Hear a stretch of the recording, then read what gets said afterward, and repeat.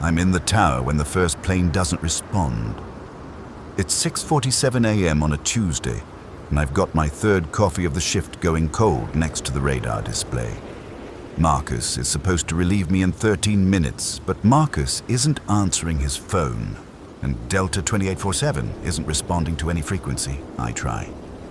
Delta 2847, this is Tower. Do you copy? My voice sounds steady, professional. I've done this job for 11 years. Planes go silent sometimes. Radio failures. Pilot error. Sometimes they're just not paying attention. The 737 is on final approach, maybe 4 miles out, lined up perfect with runway 27L. I can see it through the western windows, landing lights bright against the dawn sky. Everything looks normal. Delta 2847 Tower, please respond. Nothing. I'm reaching for the phone to call the emergency line when I see the second plane. United 1563, also on approach, also not responding.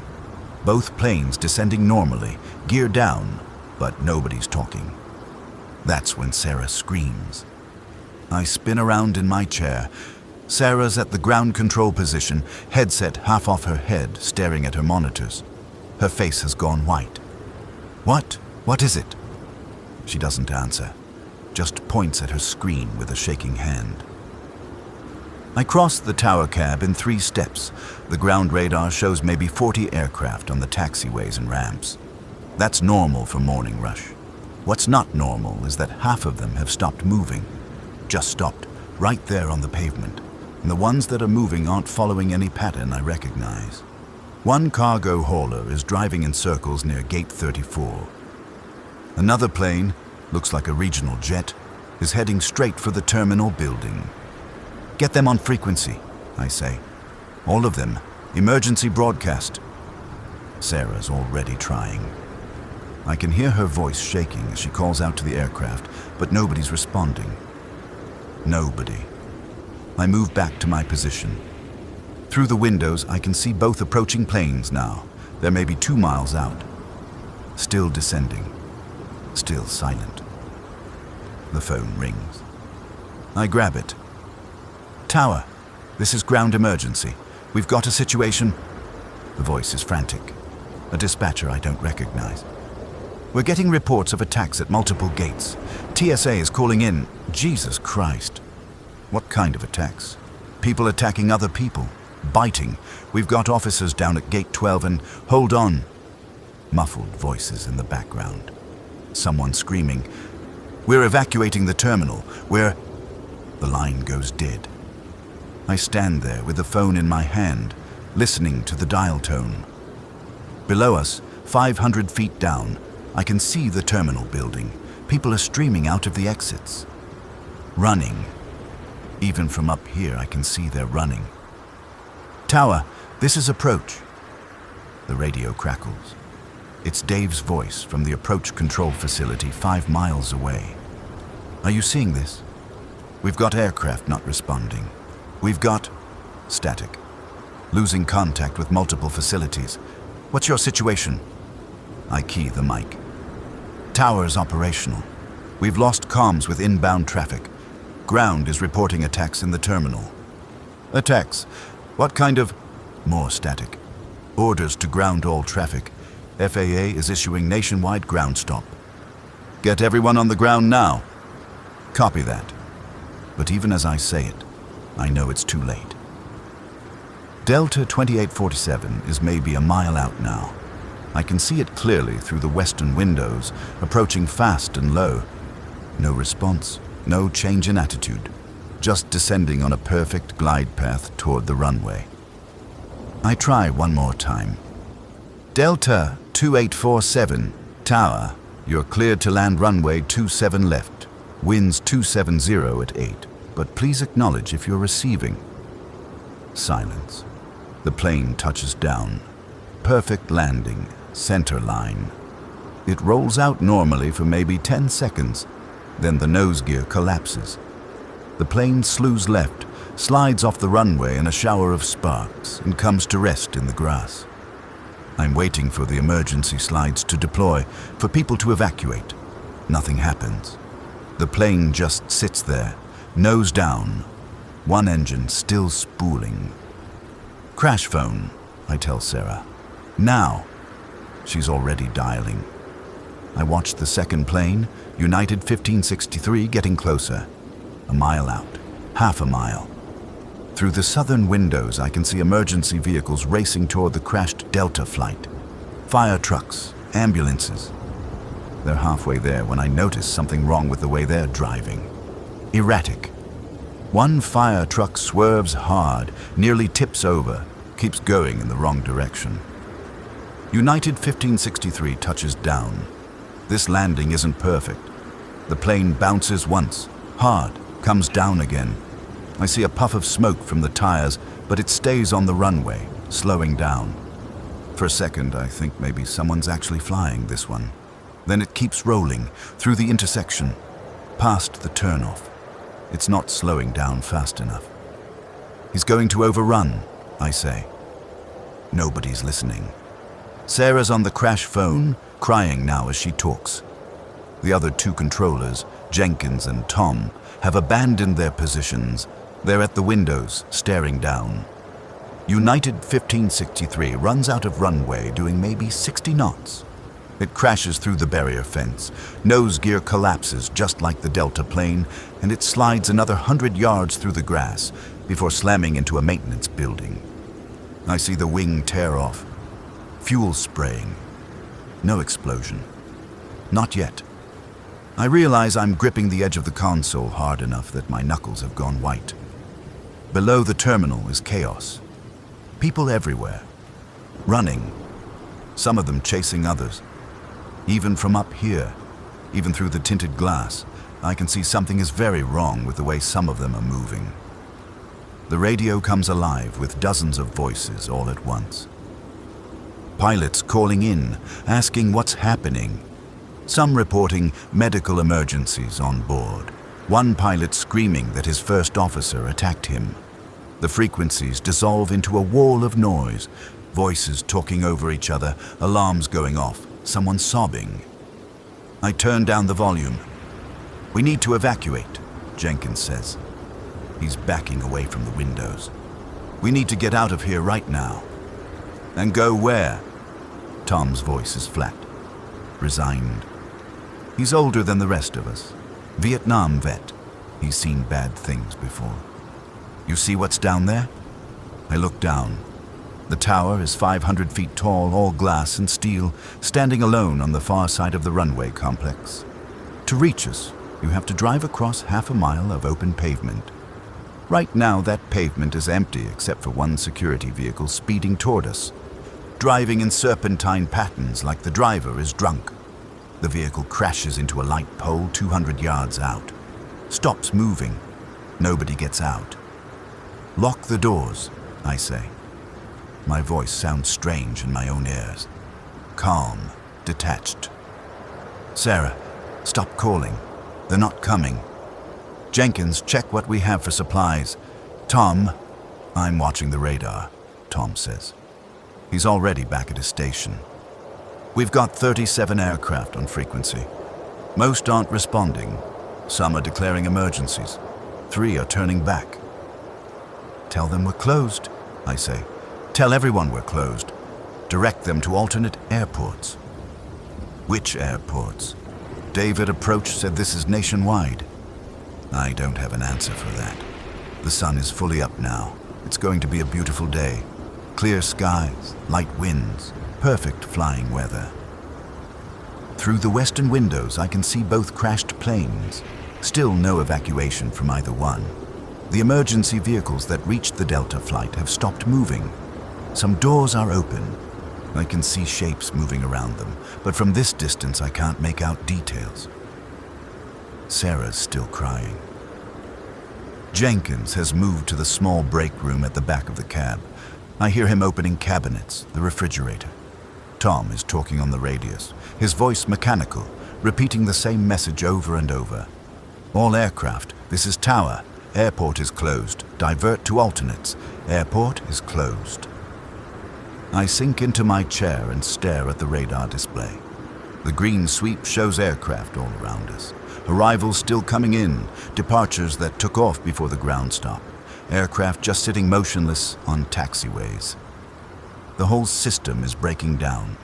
I can see it happening in real time. My phone buzzes. Text message from my wife.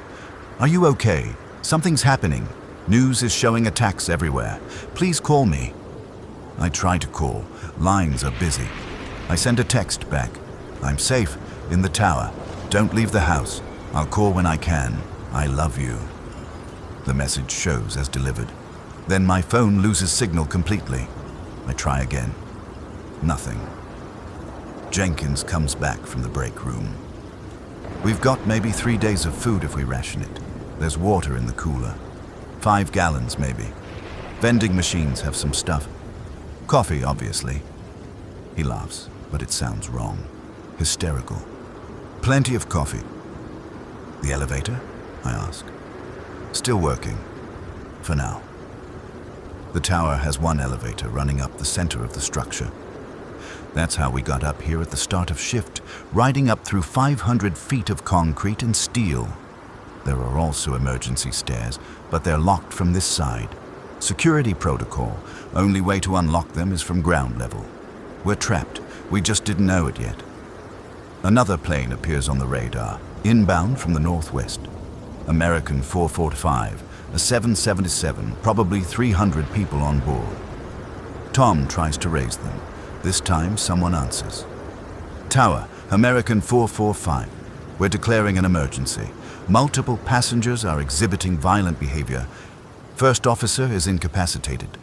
I have injuries. Requesting immediate landing." Tom looks at me. I look at the runway. The crashed United plane is still blocking the far end. The Delta plane is off to the side, but close enough that debris might be an issue. And there's something else. Movement near the Delta plane. Lots of movement. "American 445, I say, taking over the frequency. "Be advised, runway 27 left is blocked. We have 2 aircraft crashed on runway. Recommend you divert to alternate." "Negative, tower. We can't divert. Situation on board is critical. I'm landing with or without clearance." I can hear screaming in the background of his transmission. He's breathing hard. The calm, professional pilot voice is gone. "American 445, understand. Runway 27 right is available. Winds favoring 27. Use caution. Emergency equipment may not be available." "Copy, tower. 27 right. We're coming in." I watch the radar blip of American 445 getting closer. Tom is trying to coordinate with approach, but nobody's answering there anymore. The frequencies are getting quieter, fewer voices. That's somehow worse than the chaos. Sarah has stopped crying. She's sitting on the floor now, knees pulled up to her chest, staring at nothing. Jenkins is at the windows with binoculars. We keep them for watching bird activity, scanning the airport below. "Oh God," Jenkins says. "What?" "The people. Down there. Some of them are eating." He lowers the binoculars. His face has gone gray. "They're eating the bodies." I cross to the southern windows and take the binoculars from him. It takes me a second to find what he's looking at. A cluster of people near the terminal building. Some lying on the ground, others crouched over them. The ones crouching are moving in a way that's distinctly not human. Jerky, aggressive. I watch one of the crouching figures stand up. Even from here, I can see the blood. It turns and spots someone running past, a woman in what looks like an airport uniform. The figure moves fast, too fast. It catches the woman in maybe 5 seconds, tackles her, and they both go down. I lower the binoculars. "Don't look," I tell Jenkins. But he's already looking. We're all looking. The tower gives us a 360-degree view of everything. There's nowhere to look that's safe anymore.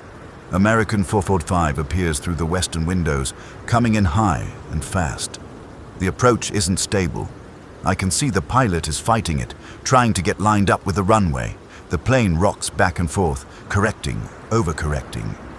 "Come on, Tom mutters, "Come on, you can do it." The plane crosses the threshold, maybe 20 feet too high, too fast. It floats. The pilot chops the power, tries to force it down. The landing is hard enough that I wince. But the gear holds. The plane bounces once, settles, and the thrust reversers deploy with a roar we can hear even up here. The plane slows. It's going to make it. Then I see the door open. The forward door, left side. It opens while the plane is still rolling at maybe 40 knots. The emergency slide deploys automatically, and people start coming out, not evacuating, fleeing, throwing themselves onto the slide, tumbling out onto the runway, scrambling away from the plane. But some of them aren't running away. Some are chasing. The first person reaches the bottom of the slide and sprints toward the grass. 3 more follow, running normally. Then someone else comes down the slide, moving wrong, too fast, out of control, and at the bottom, they don't stop or get out of the way. They grab the next person coming down. More people pour out, some from the overwing exits now. The plane has finally stopped, but the engines are still running. I can see into the cabin through the open door. Movement inside. Fighting. Jesus, I whisper. American 445 has brought the infection onto the runway. Tom is trying to call emergency services again. Nobody answers. The crash phone just rings and rings. Sarah hasn't moved from her spot on the floor. Jenkins has backed away from the windows, shaking his head, muttering, "No, no, no," over and over. I force myself to watch. Someone has to witness this. Someone has to see. The people from American 445 scatter in all directions across the airport. Some run toward the terminal, others toward the crashed planes. A few head directly toward the tower. I watch one man, I think it's a man, hard to tell from this distance, run at full sprint for maybe 30 seconds, then stop, turn, and attack someone who was running behind him. The violence is sudden and absolute. Within 5 minutes, the runway is empty except for bodies. Some are moving, most aren't. The plane sits there with its door open, emergency lights flashing. Nobody else comes out. I check the time. It's 7:23 a.m., 36 minutes since my shift was supposed to end. 36 minutes since the world ended.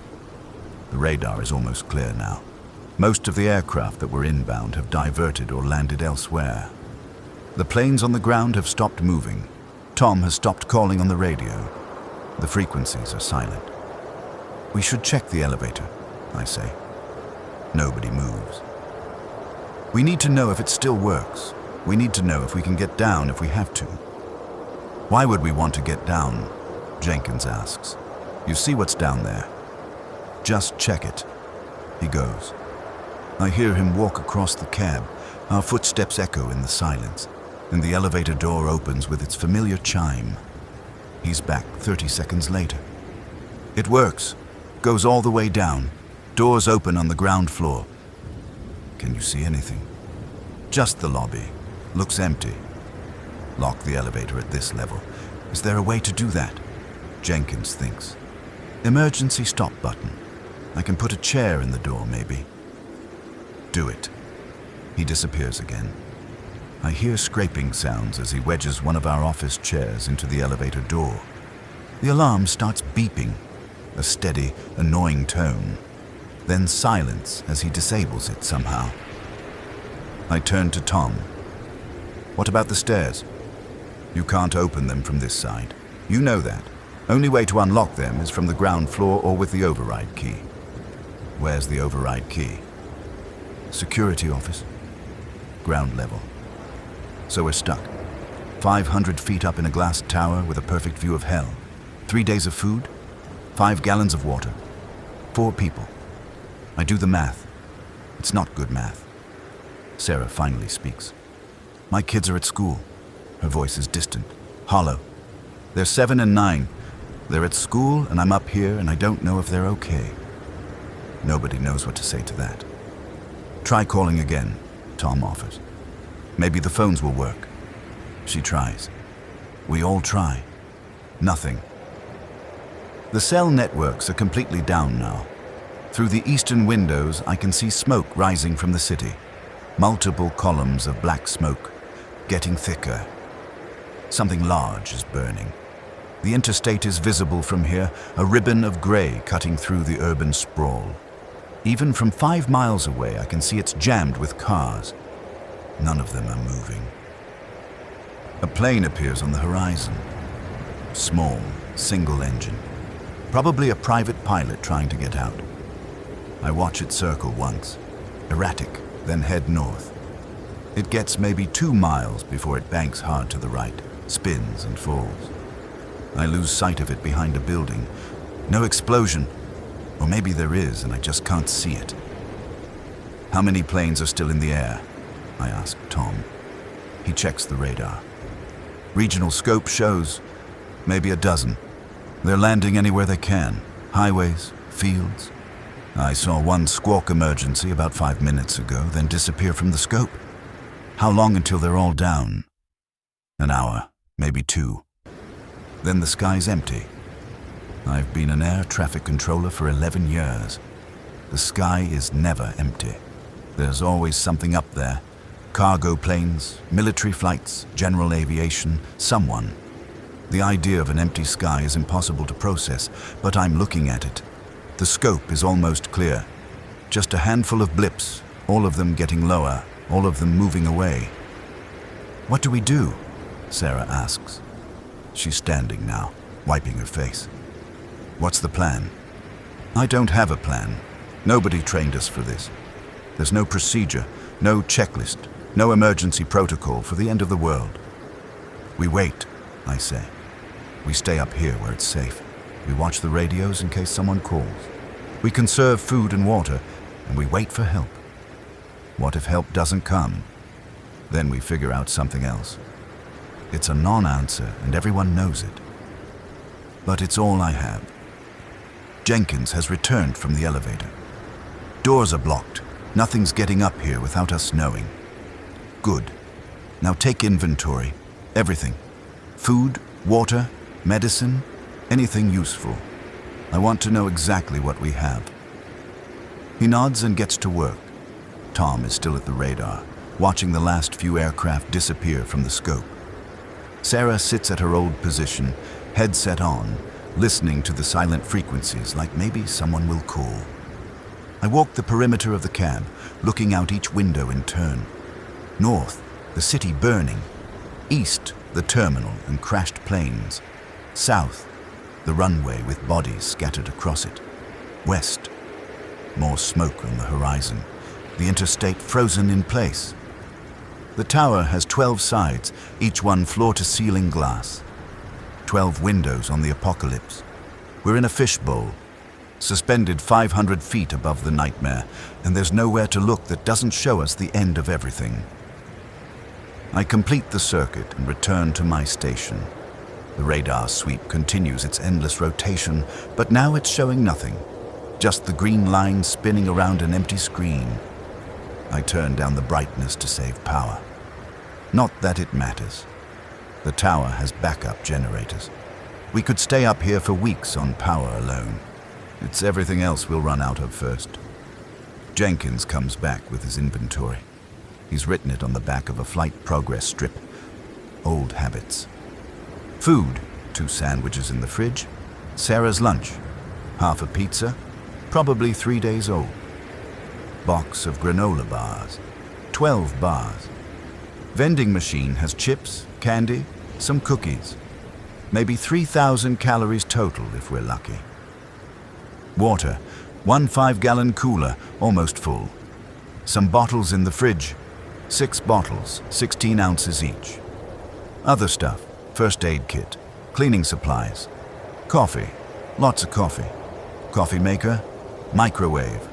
1 phone charger, but phones don't work anyway. Binoculars. Some tools in the maintenance closet. Flashlights. That's about it. 3,000 calories split 4 ways for 3 days is about 250 calories per person per day. That's starvation rations. We'd be weak, unable to think clearly. And that's assuming we could even last 3 days without help. What about the vending machines on other floors? Sarah asks. We all look at each other. The tower has multiple levels, equipment rooms, break areas, storage, all of them below us. To reach them, we'd have to take the elevator down or somehow get through the locked stairwell doors. Too risky, Tom says. We don't know what's down there. We need more supplies, Jenkins argues. 3 days is nothing. 3 days is optimistic, I correct him. That's if we ration carefully. More like 2 days, the way we usually eat. So we go down, just to the next floor. See what's there. If it's clear, we grab what we can and come back up. I think about it. The next floor down, level 9, has another break room and more vending machines. There are also offices, equipment racks, and the backup radio system. If the main system fails, we'd need access to that anyway. Let me look first, I say. Just me. If it's clear, we'll talk about getting supplies. You shouldn't go alone, Tom says. Someone needs to stay here, monitor the radios, watch what's happening outside. I don't say the rest, that if something happens to me, the others need to know not to follow. I take a flashlight from the equipment closet and a large adjustable wrench. Not much of a weapon, but better than nothing. The others watch as I remove the chair from the elevator door. The elevator chimes as the door opens. It's such a normal sound. Cheerful. Completely wrong for what's happening. I step inside.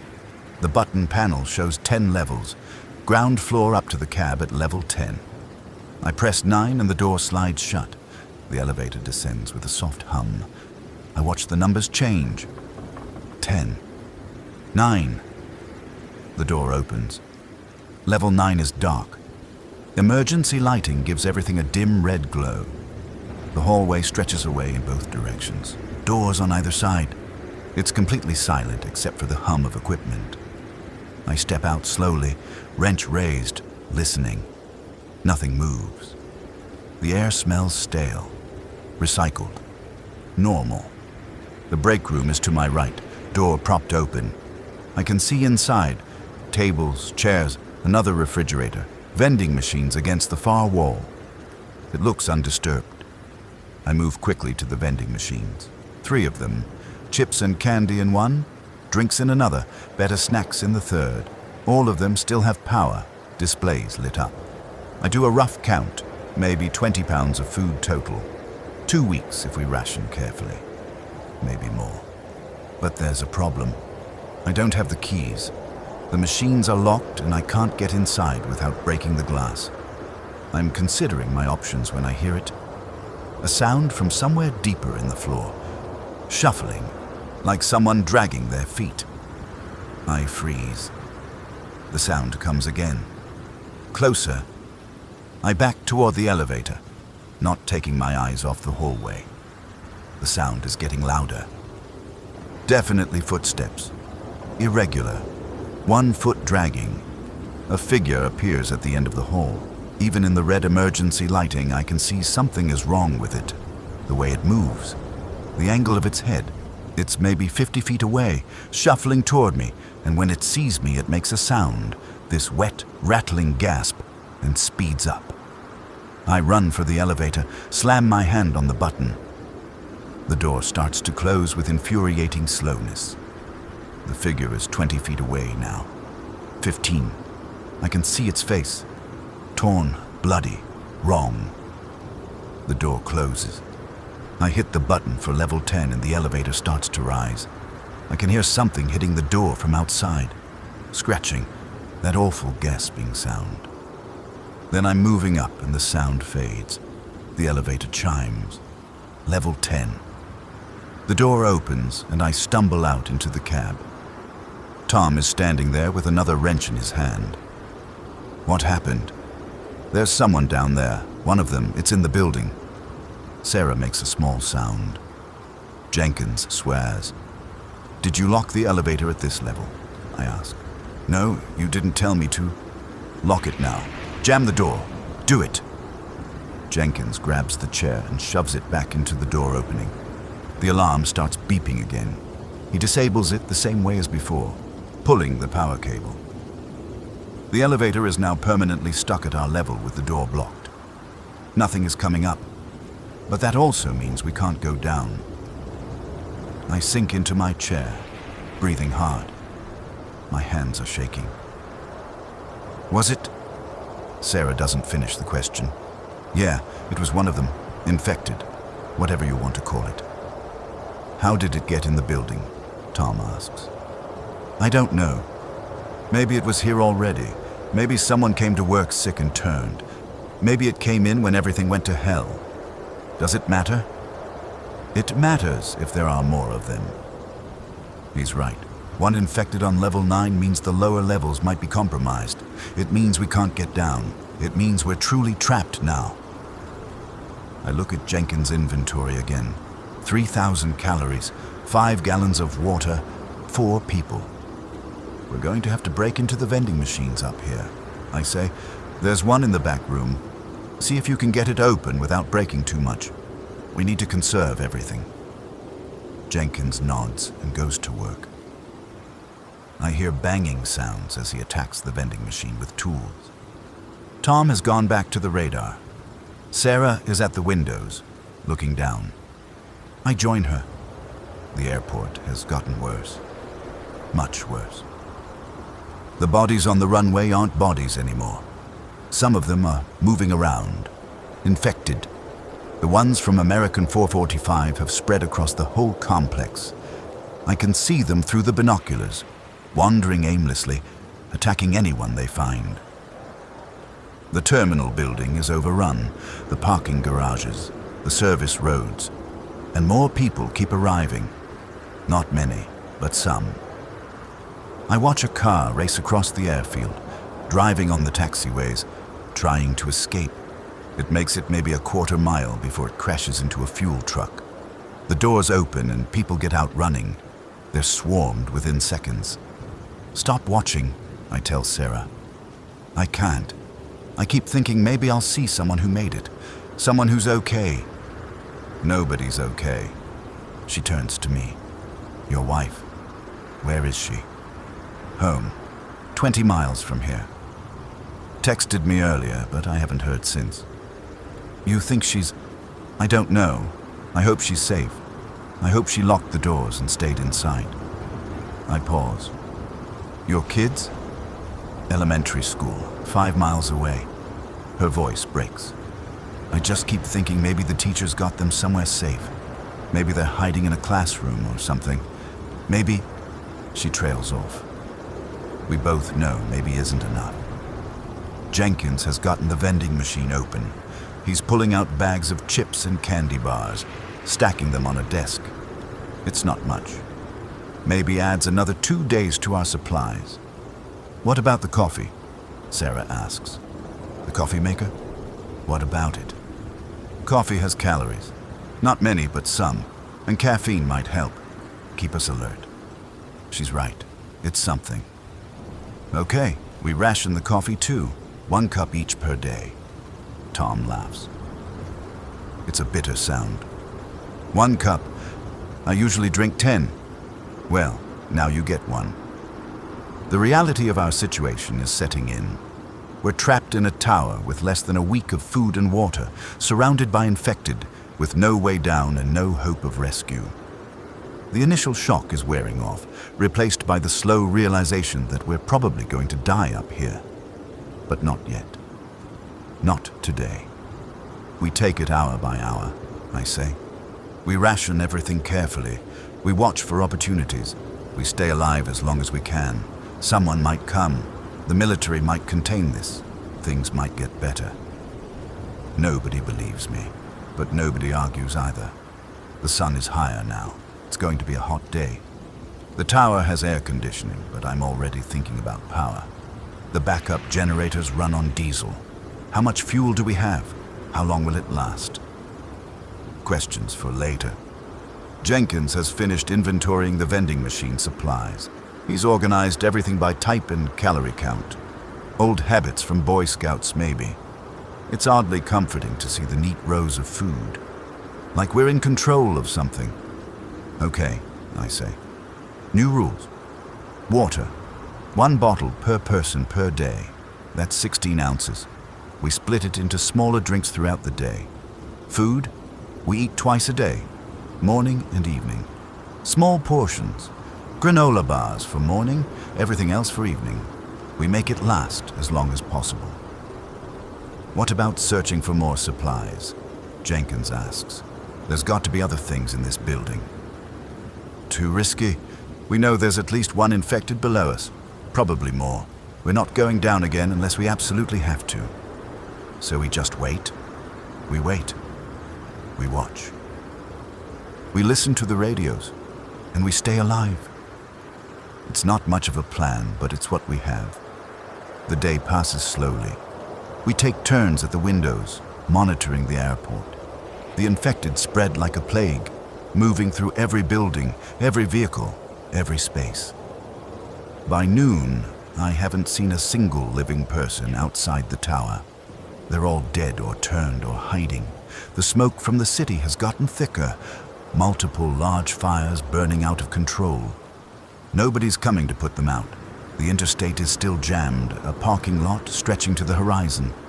Some people are out of their cars, running. Others are attacking them. From this distance, they look like ants. I try my phone again every hour. Still no signal. Sarah does the same. Tom and Jenkins don't bother. They live alone. Nobody to call. At 2 p.m., we hear something on the radio. Tom nearly jumps out of his chair. Tower, this is National Guard helicopter, November Golf 442. Do you copy? Tom grabs the mic. November Golf 442, Tower copies. Go ahead. Tower, what's your situation? Are you secure? We're secure. 4 personnel in the tower cab. Airport is overrun with infected. Multiple aircraft down. No emergency services responding. Copy that, Tower. Be advised we're establishing safe zones. Military is moving in. Sit tight and await further instructions.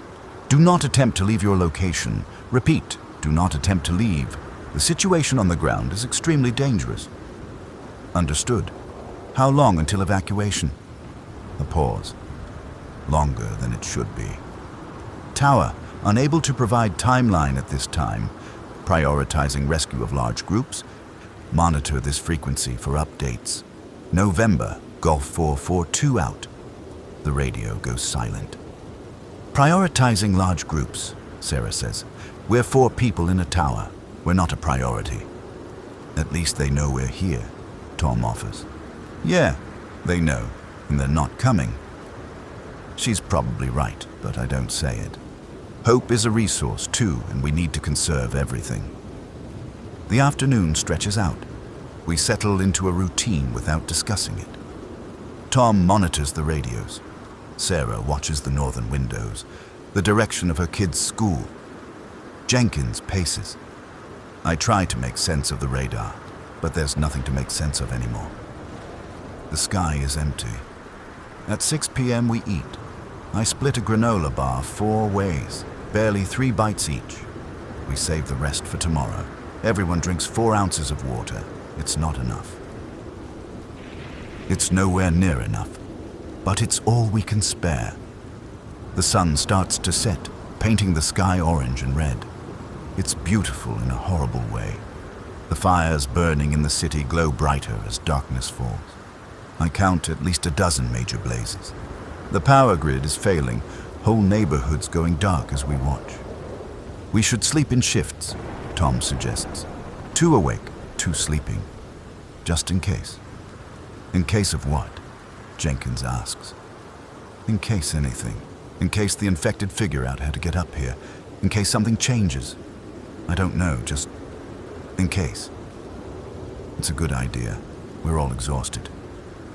The adrenaline from this morning has faded, leaving us hollow and shaky.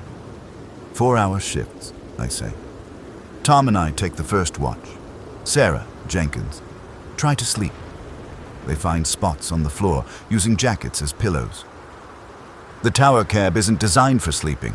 Hard floors, bright emergency lighting, the constant hum of equipment. But they're both out within minutes.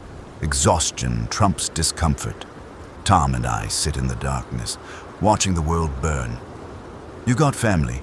I ask him quietly. "Ex-wife in Florida, 2 grown kids. Haven't talked to them in years." He's quiet for a moment. "You? Wife? No kids. She's probably..." I don't finish. Can't finish. "Yeah." We sit in silence. Outside, the infected wander through the airport. Dozens of them now. Maybe hundreds. Hard to tell in the darkness. They move erratically, drawn by sounds or movement or some instinct I don't understand. I watch one walk into a wall repeatedly, just bouncing off and trying again, never learning. "They're not smart," Tom observes. "That's something. Smart enough to kill us." "Sure, but they're not opening doors, not climbing, not using tools. They're just animals, rabid animals. Rabid animals that used to be people. Yeah, that too." Around midnight, I hear something, a sound from below. Scraping, like something scratching at metal. "You hear that?"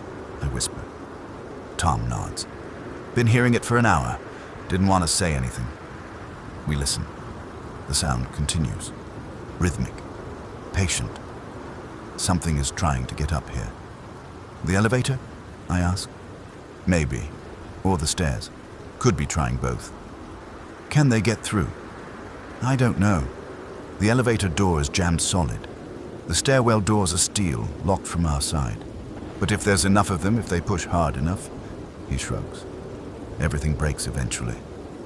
The scratching continues. It's going to drive me insane. At 2 a.m., we wake Sarah and Jenkins for their shift. I fill them in on the sounds below. Sarah goes pale but nods. Jenkins checks the elevator. The chair is still wedged tight. The door hasn't moved. I find a spot on the floor and try to sleep. It takes forever. Every sound makes me jerk awake. The scratching below, the wind outside, the building settling, the hum of equipment. My brain won't shut off. When I finally sleep, I dream of my wife. She's calling my name, but I can't find her. I'm running through the terminal, searching, but every door I open shows me more infected. Her voice gets fainter. I wake up with tears on my face. Gray light is filtering through the eastern windows. Dawn of day 2. Tom and Sarah are at the windows.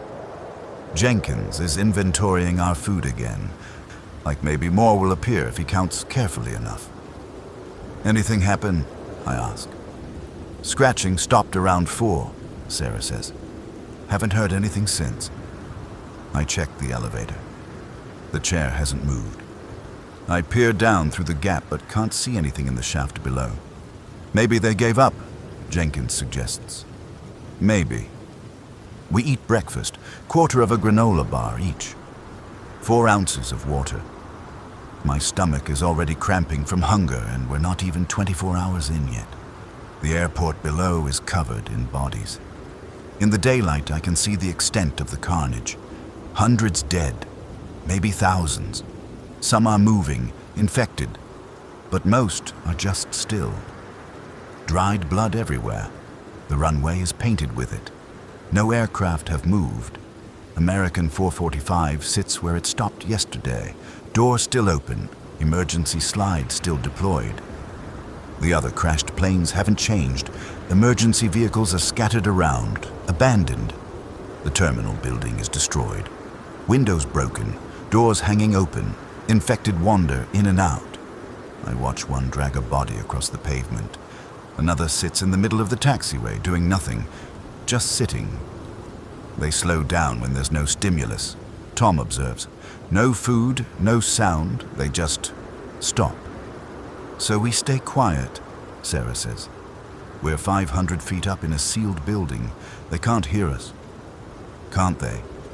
She has a point. We don't really know what they can sense. Better to be cautious. The radio crackles. We all freeze. "All stations, this is Emergency Broadcast Network. If you're receiving this message, proceed to the nearest designated safe zone.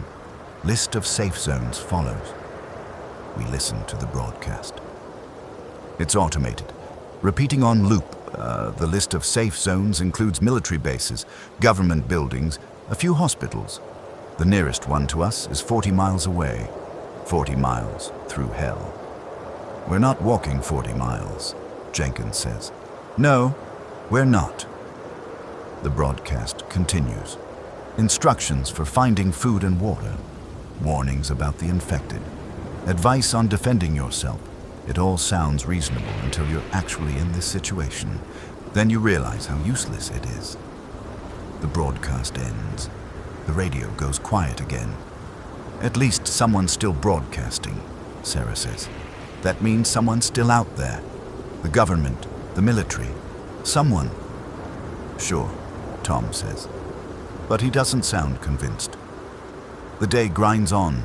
We're all getting headaches from dehydration. 4 ounces of water isn't enough, especially in the heat. The tower's air conditioning is working, but we're still sweating. Stress, maybe. Fear. I ration out another 4 ounces of water at noon. We don't eat.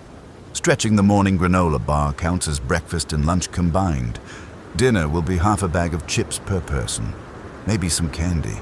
We're trying to make 5 days of food last 2 weeks. The math doesn't work. I know it. Everyone knows it, but we don't talk about it. Sarah spends most of the afternoon at the northern windows, staring toward her kids' school. She has the binoculars pressed to her face, searching. For what, I don't know. Hope, maybe. Or confirmation of her worst fears. I see smoke, she says, from that direction. Big plume. I look. She's right. Black smoke billowing up maybe 5 miles north. Could be the school, could be anything. There are fires everywhere. Maybe they evacuated, I offer. Maybe the teachers got the kids out before it got bad. Maybe. She doesn't lower the binoculars. Jenkins has moved to the southern windows. He's been there for an hour, not saying anything, just watching. What do you see? I ask. That infected down there. The one sitting on the taxiway. It hasn't moved in 3 hours. Just sitting there. You think it's dead? Can they die? I mean, die again? I don't know. It's been sitting there for 3 hours. In the sun, not moving. That's not normal, even for them. Nothing about this is normal. He's quiet for a moment. Then, I keep thinking about my dog. I left her at home. No one to feed her. No one to let her out. His voice cracks. She's probably dead by now. I'm sorry. Yeah. What else is there to say? The afternoon heat is brutal. The sun beats down on the glass tower, turning it into a greenhouse. We're all stripped down to t-shirts, sweating, drinking our precious water rations too fast. I have to stop myself from opening the cooler and guzzling straight from the jug. At 4 p.m., another helicopter flies over. We all rush to the windows, waving, shouting, even though we know they can't hear us through the soundproof glass. The helicopter circles the airport once, high and fast, then heads north toward the city. It doesn't come back. They saw us, Sarah insists. They had to see us. The tower's the tallest thing here. They saw the tower, Tom says. Doesn't mean they saw us specifically. Doesn't mean they're coming back. But they might. Yeah, they might. We eat dinner at 6 p.m. Half a bag of chips, maybe 150 calories. A fun-sized candy bar, another 80 calories. 4 ounces of water. I'm so hungry my hands shake. We all are. How long can people live without food? Jenkins asks. Weeks, Tom says. If you have water, 3 weeks, maybe more. People have survived longer. Not people doing physical work. Not people under stress.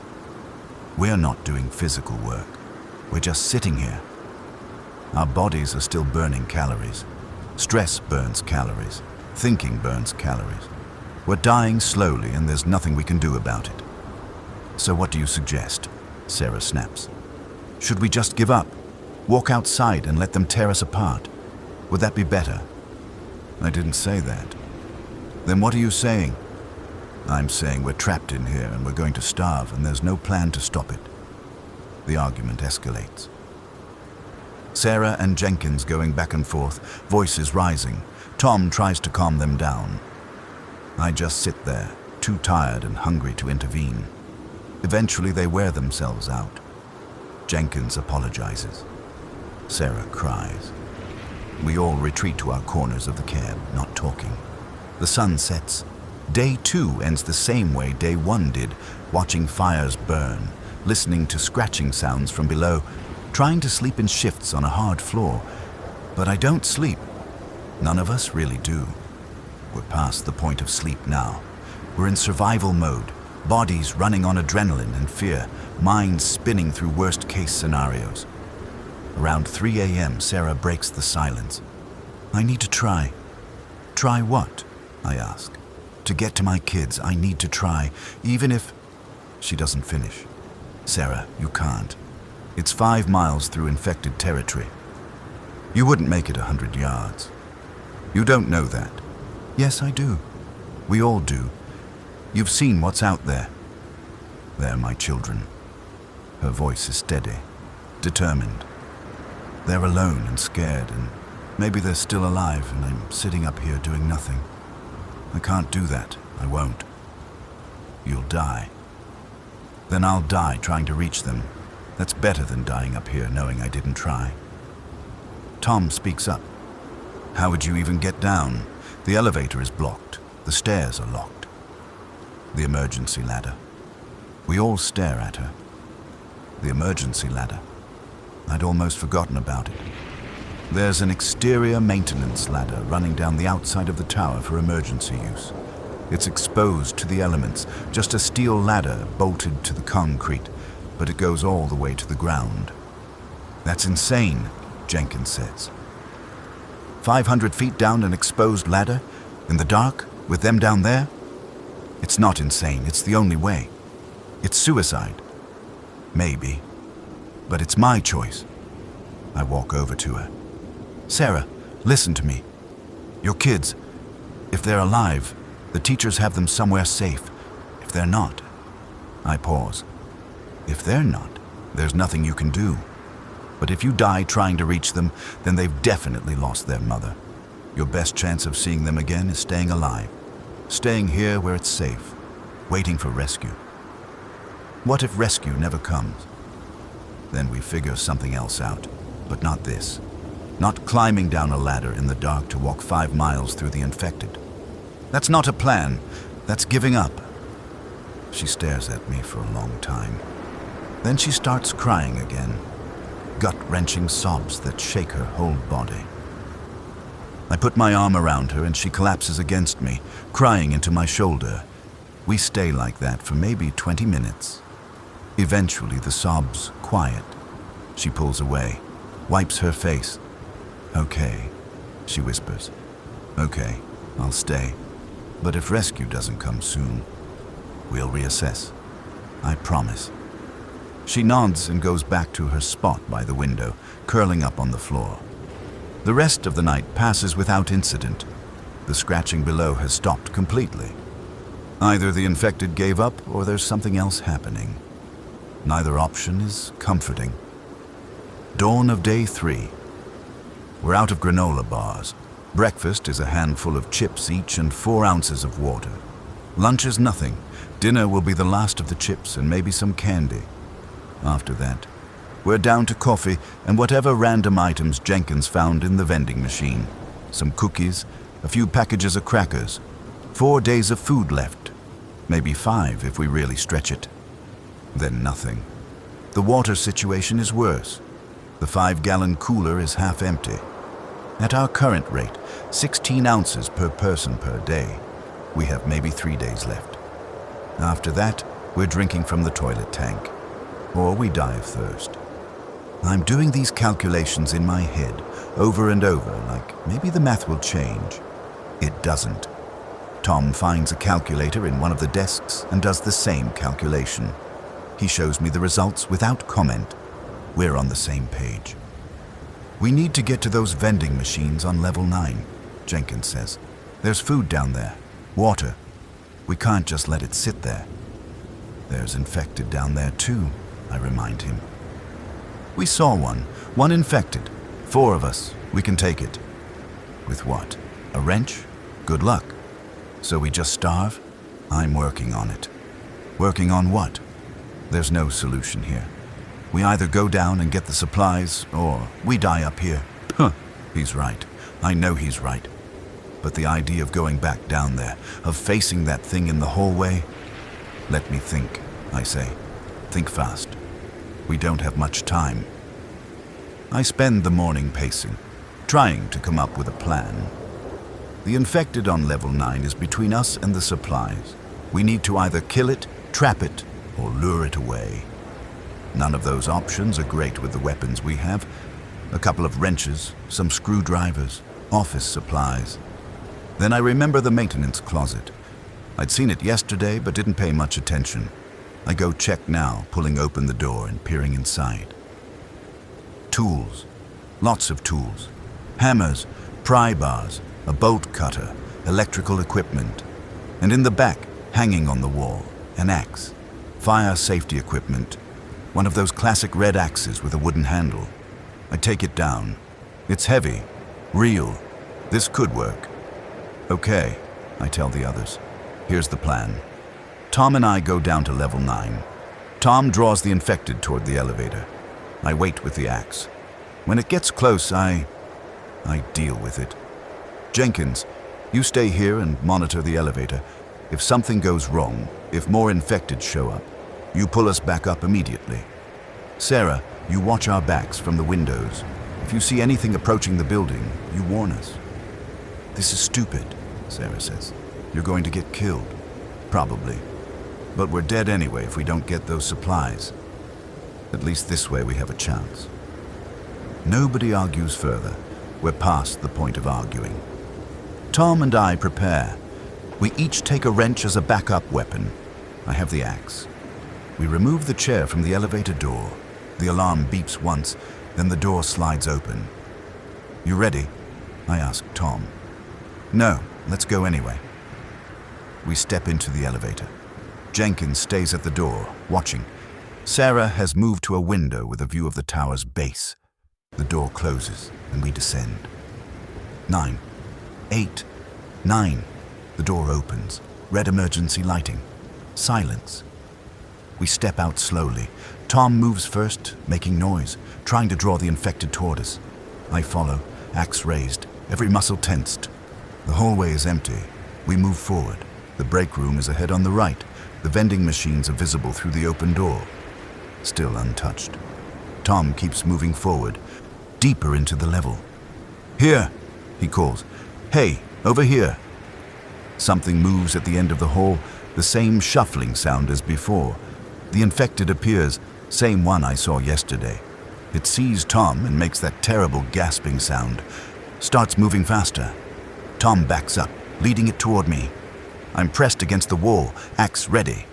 The infected is focused entirely on Tom. Doesn't see me. It gets closer.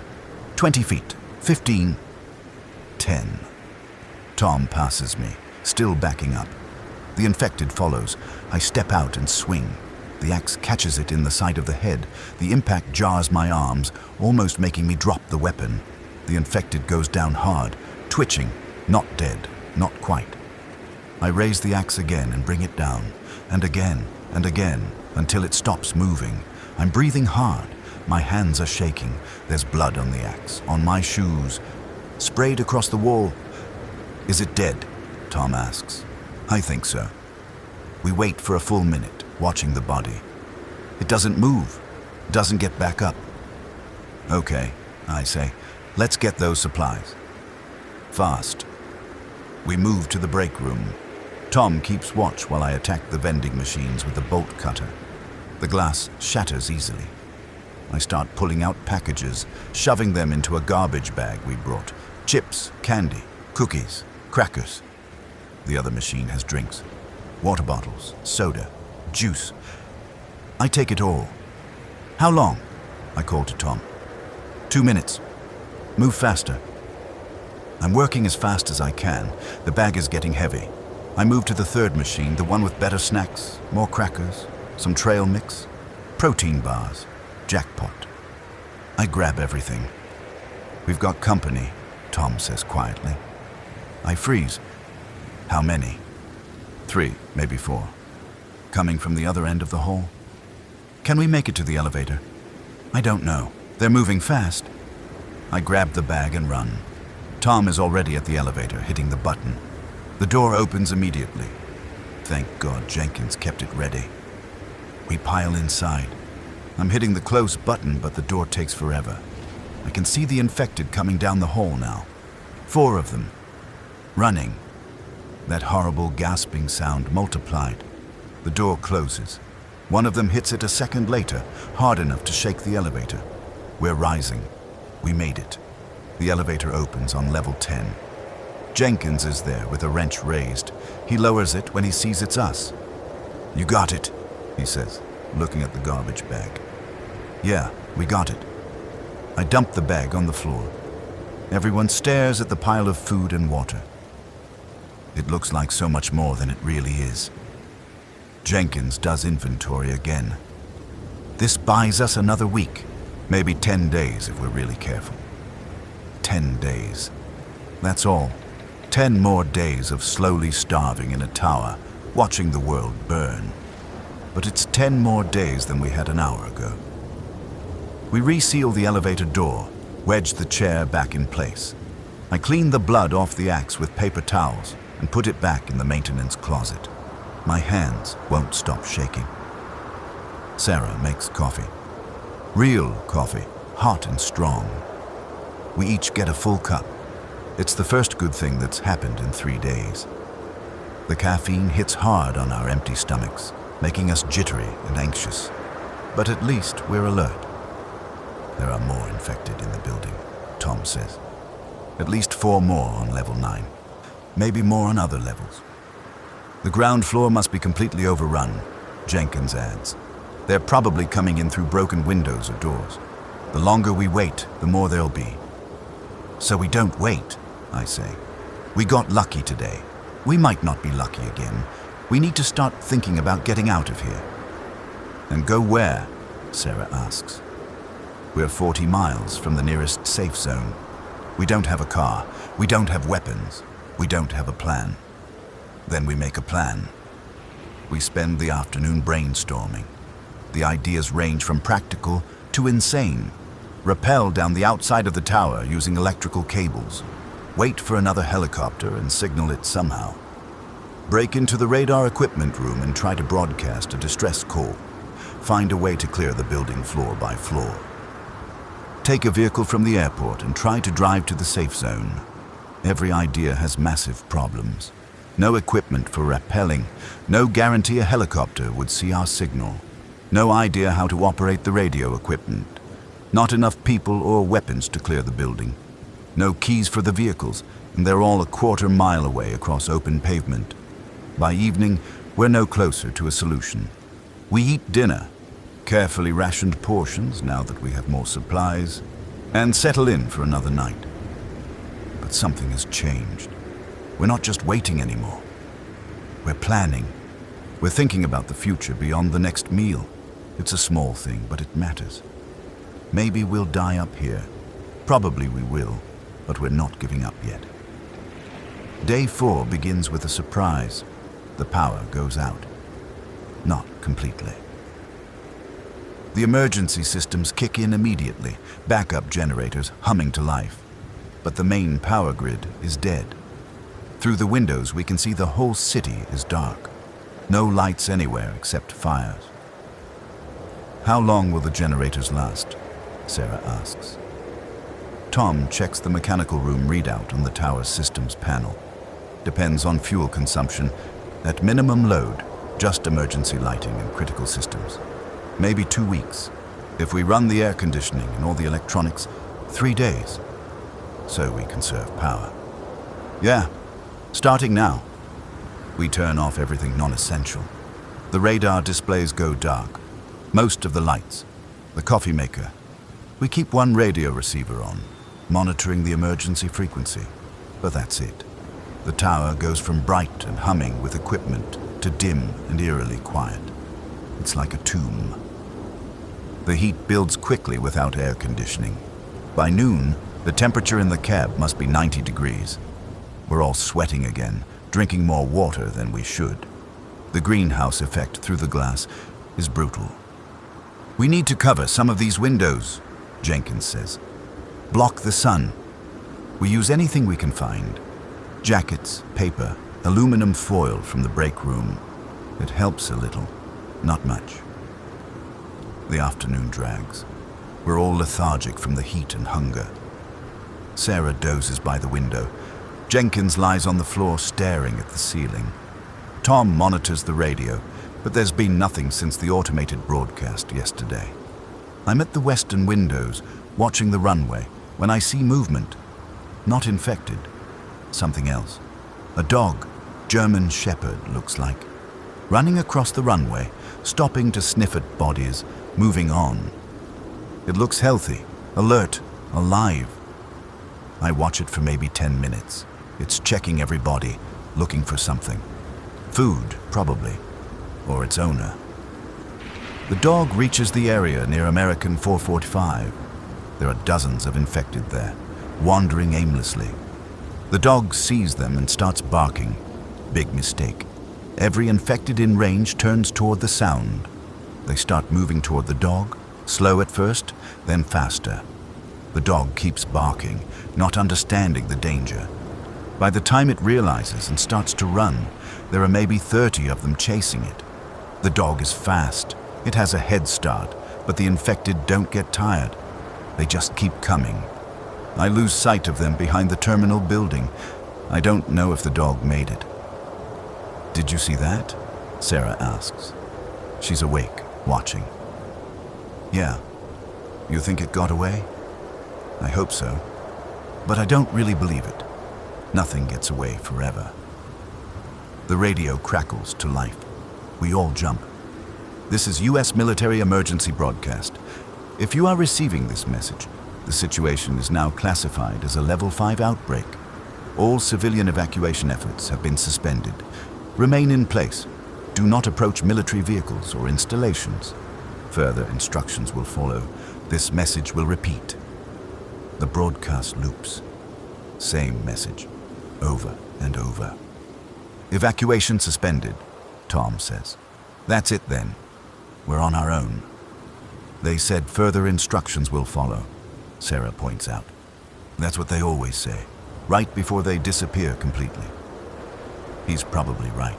The government is falling apart. The military is overwhelmed. We're watching civilization end in real time, and there's nothing anyone can do to stop it. "So what do we do?" Jenkins asks. I don't have an answer. For the first time since this started, I genuinely don't know what to do. Every plan seems futile. Every option ends in death. "We survive another day," I finally say. That's all we can do. Night falls. Day 4 becomes day 5. We're settling into a grim routine now. Wake up, eat a tiny breakfast, sit in the heat, watch the infected below, eat a tiny dinner, try to sleep, repeat.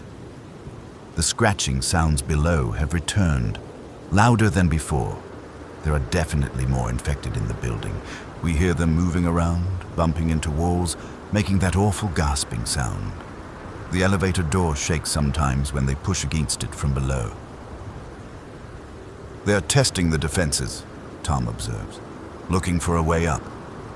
They're not that smart. Maybe not individually, but collectively. In a group, they're learning." It's a disturbing thought. The infected acting with some kind of hive intelligence, probing for weaknesses. If Tom's right, it's only a matter of time before they find a way up here. On day 6, the water runs out. We've been rationing carefully, but 4 people drinking 16 ounces each per day drains 5 gallons fast. The cooler is empty. The bottles from the vending machine are gone. We're left with what's in the toilet tank. Maybe 2 gallons if we're lucky. Jenkins volunteers to collect it. He comes back with a bucket of water that smells like cleaning chemicals, but at least it's wet. We boil it with the coffee maker using some of our precious generator power. It tastes awful, but it's drinkable. 2 gallons split 4 ways for a week. 8 ounces per person per day. That's not enough. We're all showing signs of dehydration. Headaches, dizziness, dark urine. Sarah can barely stand without swaying. "We need to find more water," she says. "There has to be more in this building." "There's probably water in the bathrooms on other floors," Tom says. "Toilet tanks. Maybe bottled water in other break rooms." So we go down again. It's more dangerous now, more infected. We don't have a choice. She's right. We don't. On day 7, Tom and I make another supply run. This time we go to level 8, 1 floor below where we killed the first infected. Maybe it's safer. Maybe not. The elevator opens on level 8. Darkness. Silence. Emergency lighting casting red shadows. We move quickly, checking every room. An office with a water cooler. Jackpot. 3 gallons, still sealed. A bathroom with 2 toilet tanks. A storage room with cleaning supplies, including jugs of distilled water for equipment. We take everything. We're heading back to the elevator when we hear them. More than before. Many more. They're coming from the stairwell. The door must have been breached. Dozens of them pouring onto the level, filling the hallway. "Run," Tom says. We run. The elevator is 50 feet away. The infected see us and shriek. An actual shriek this time, not a gasp. They're moving fast. Too fast. Tom reaches the elevator first, slams the button. I'm right behind him, arms full of water jugs, running as hard as I can. The door opens. Tom jumps in. I'm 10 feet away, 5. Something grabs my ankle. I go down hard, dropping the water. An infected, a woman, or what used to be a woman, has caught my leg. She's pulling, trying to drag me toward her, jaws snapping. Tom jumps out of the elevator with a wrench. He hits her in the head. Once, twice. She lets go. I scramble up, grab what water I can, and dive into the elevator. Tom is right behind me. The door starts to close. An arm shoots through the gap. Then ahead, the infected is trying to force its way in. Tom brings the wrench down on its head. I'm kicking it, pushing it back. The door keeps trying to close, hitting the infected's body, opening again, trying again. Finally, the head caves in. The body goes limp. We shove it out, and the door closes. We rise in silence, breathing hard. Tom's wrench is slick with blood. My ankle is torn, not bitten, thankfully. Just scraped, but it was close. So close. The elevator opens on level 10. Jenkins and Sarah pull us out, asking frantic questions. We collapse on the floor. "Did you get the water?" Sarah asks. I look at the jug I'm still clutching. 1 3-gallon jug. That's all we managed to save. "Yeah," I say. "We got some." 3 gallons for 4 people. Less than a week at our current rate, and we almost died getting it. We sit there in the dark, hot tower, sipping water that tastes like chemicals, listening to dozens of infected trying to break through the doors below. This is how we die, I think.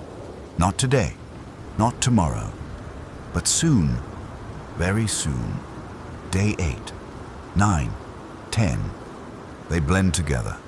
We're down to 1 meal a day now. A handful of crackers, a few pieces of candy, whatever we can stomach on the water rations. My stomach has stopped growling. That's bad. It means my body is eating itself, shutting down non-essential functions. Sarah barely moves anymore. She lies by the northern windows, watching the smoke in the distance, whispering to herself. Sometimes I hear her talking to her kids like they're there with her. She's losing it. Jenkins has stopped talking entirely. He just sits in one spot, staring. His eyes are sunken. Skin gray. He looks like he's already dead. Tom is the only one still functional, still monitoring the radio. still watching the infected below. He's military. Vietnam. He's seen worse, I guess. Or maybe he's just better at hiding how broken he is. Me? I don't know. I'm somewhere between Sarah's madness and Jenkins's catatonia. I think about my wife constantly. Wonder if she's alive. Wonder if she thinks about me. Wonder if she died hoping I'd come home. I'll never know. On day 11, the radio crackles again. Tom sits up. We all do. Even Jenkins stirs. All stations, this is emergency command. Evacuation is resuming for level 5 facilities. Repeat, evacuation resuming. Priority shelters include airports, hospitals, government buildings. If you are in one of these locations, mark your position. Air rescue will commence at dawn. Tom grabs the mic. Emergency command. This is control tower at regional airport. 4 survivors, position marked, awaiting extraction. No response. He tries again. Still nothing. Maybe they heard us, Sarah says. Her voice is hoarse. Maybe they're coming. Maybe, Tom says. But he doesn't sound hopeful. We wait. What else can we do? Dawn of day 12 arrives. We're all at the windows, watching the sky. Nothing. The hours crawl past. Noon. Afternoon. Evening. No helicopter. No rescue. They're not coming, Jenkins says. His first words in 3 days. They're coming, Sarah insists. They said they were coming. They're not coming. Nobody's coming. We're going to die up here. Shut up, Sarah snaps. Just shut up. They argue. It's almost a relief to hear voices, even angry ones. At least they're still feeling something. But Jenkins is right. They're not coming. The broadcast was automated, probably. Or a lie. Either way, we're alone. That night, I make a decision. I'm going down, I tell Tom. All the way down. Ground floor. I'm finding a vehicle. I'm getting us out of here. That's suicide. Staying here is suicide. At least this way there's a chance. A chance? You'll be dead before you reach the ground floor? Maybe. But I have to try. Tom studies me for a long moment, then he nods. Okay, I'm coming with you. No, you need to stay. Protect Sarah and Jenkins. If I make it, I'll come back. If I don't, I shrug. Keep them alive as long as you can. And how will you get down? The elevator is swarming with infected below us. The stairs are locked. The emergency ladder, outside. That's 500 feet straight down. Exposed. In the dark. You'll never make it. I might. You won't. I have to try. He doesn't argue further. He knows I'm right. We're out of options. I spend the rest of the night preparing. I take the axe, a wrench, the flashlight. I fill a water bottle, my share of what's left. I eat a protein bar, my last meal. My stomach rebels, not used to food, but I force it down. I'll need the energy. At dawn of day 13, I say goodbye to the others. Sarah hugs me. Jenkins shakes my hand. Tom just nods. Good luck, he says. Yeah, you too. I find the access door to the exterior ladder. It's marked emergency use only and secured with a padlock. I break the lock with the bolt cutter. The door opens. Wind rushes in. I step out onto a narrow metal platform. The ladder extends down, down, down. 500 feet of steel, rungs bolted to concrete. I clip the flashlight to my belt. The axe goes over my shoulder. I take one last look back at the others. Then I start climbing down. The first 100 feet aren't bad. The metal is cold under my hands. The wind tugs at my clothes. I'm moving steadily, one rung at a time. Don't look down. Just focus on the next rung. 200 feet. My hands are cramping. The axe is heavy, throwing off my balance. The wind is stronger here. I have to grip tight to avoid being blown off. 300 feet. I make the mistake of looking down. The ground is so far away. infected dots moving around the base of the tower. If I fall, I'm dead before I hit. Don't fall. 400 feet. My arms are screaming. My hands are raw, bleeding. I have to rest. I hook my arm through a rung and hang there, gasping, every muscle shaking. Just 100 more feet. I can do this. I start climbing again. Slower now. Each rung is agony. My hands slip. I catch myself. Keep going. 450 feet. 475. 490. I can see the ground clearly now. Infected milling around. They haven't seen me yet. The ladder ends at a small platform, maybe 20 feet up. From there, a service ladder drops the rest of the way. I reach the platform. Rest for a moment. Look around. There's a security vehicle maybe 50 yards away. It looks intact. If I can reach it, if the keys are inside, if it still runs. If. The service ladder is easier, shorter, sturdier. I climb down quickly. My feet touch ground. Solid earth. For the first time in 13 days, I'm on the ground. I unhook the axe. The infected haven't noticed me yet. I move slowly, quietly, toward the security vehicle. 30 yards, 20, 10. One of them sees me, makes that shrieking sound. They all turn. I run. The security vehicle is right there. I yank the door open. Please have keys. Please have keys.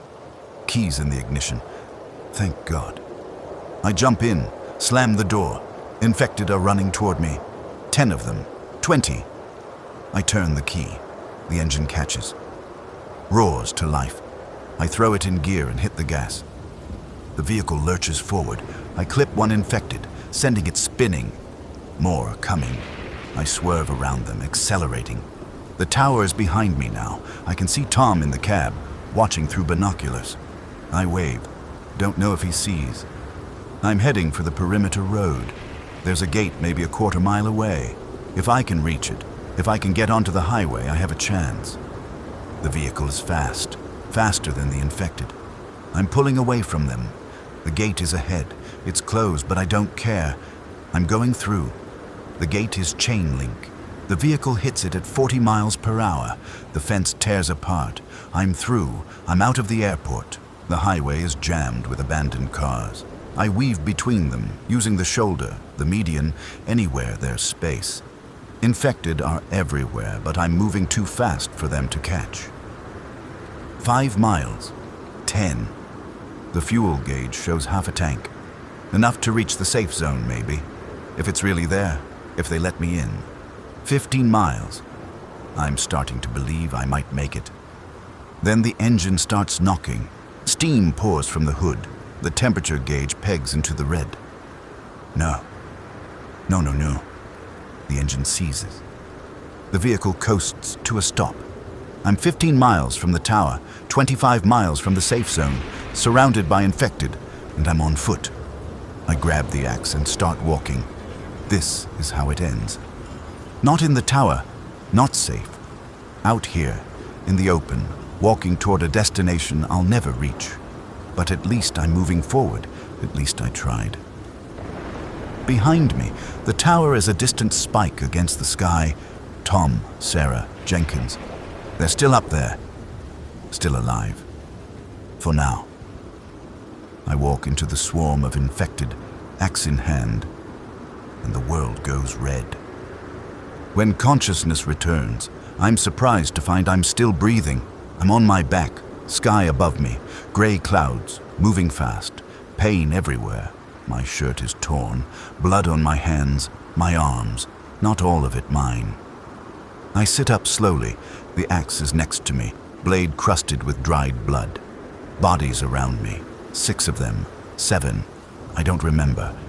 The fight is a blur of violence and terror. Somehow I won, somehow I'm alive. I check myself for bites, scratches, bruises, cuts, plenty of those, but no bites. Miracle doesn't begin to cover it. I stand. My legs barely hold me. The highway stretches ahead. 25 miles to the safe zone. Might as well be 1,000. But I start walking anyway, one foot in front of the other. That's all survival is. Keep moving, keep breathing, keep hoping. The sun is setting when I see it. Walls, concrete barriers, guard towers, lights, the safe zone. I'm maybe a mile away when I hear the gunshot. Stop right there. A voice over a loudspeaker. Identify yourself. I raise my hands. Drop the axe. Survivor, I shout. Uninfected. I'm alone. Strip, the voice commands. Show us you're not bitten. I strip down to my underwear. Turn slowly. Let them see I'm clean. How long since exposure? The voice asks. 3 days, maybe 4. I lost count. Anyone with you?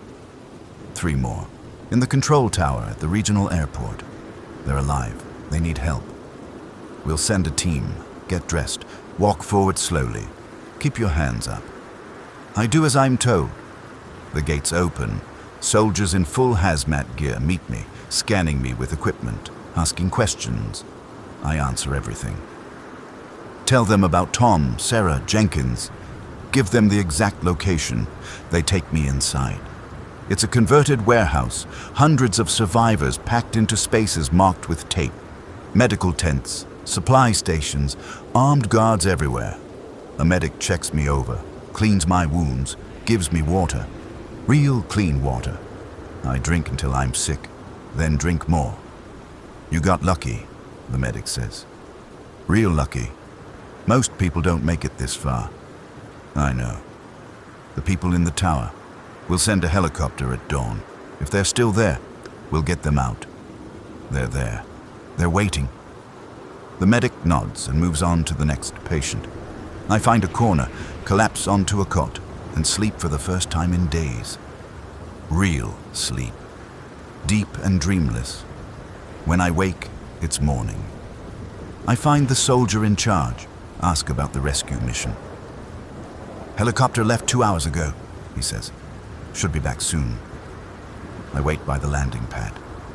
30 minutes. An hour. Finally, I hear rotor sounds.